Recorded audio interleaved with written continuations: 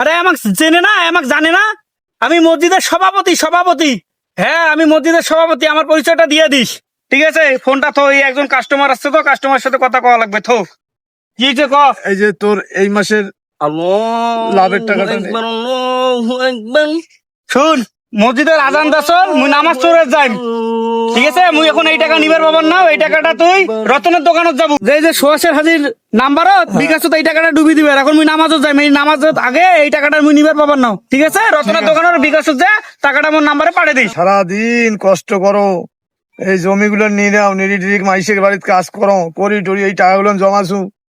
ওই ভুল করি আর কোনোদিন সুদের উপর টাকা নিবেন না, লাভের উপর টাকা নিবেন না বাবা, মোর জীবন শেষ। কি হয়েছে চাচা?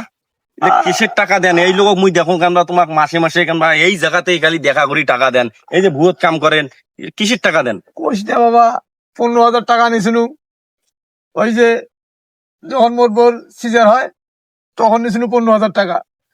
মোর সাওয়াই বড় হয়ে গেল, মোর সাওয়াই চাকরি করে চল করতে করতে তাই বেতন পায়া এই সুদের টাকা 2 কিস্তি দিল, তাও টাকাই শোধ হয় না বাবা। তো এখন তোমারটা কত টাকা পায়?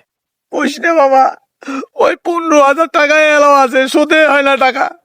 তা হোক চাচা, কি করবেন? ঠিক জান আছে এইভাবে বাবা, দিয়ে কেন? শোধ করেন, কি আর করবেন।